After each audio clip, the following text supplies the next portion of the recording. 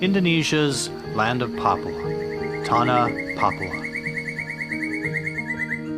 Consisting of 2 provinces, Papua supports one of the only remaining large tropical forests in the world.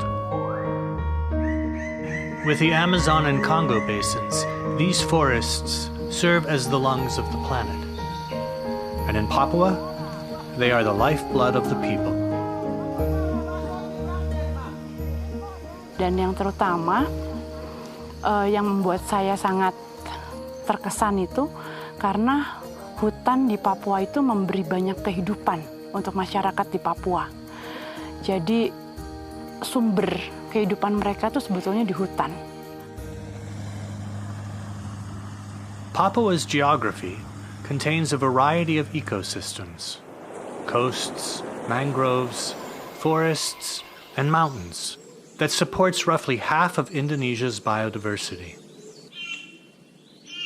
Over 600 species of birds are found in Papua, including the birds of paradise, many of which live nowhere else on Earth. Dan untuk saya burung di Papua, apalagi Cenderawasih itu sangat luar biasa, sangat unik, sangat cantik. Nggak bisa dilupakan. The birds of paradise are icons of Papua's biodiversity. Their unparalleled beauty has made them a symbol of international renown.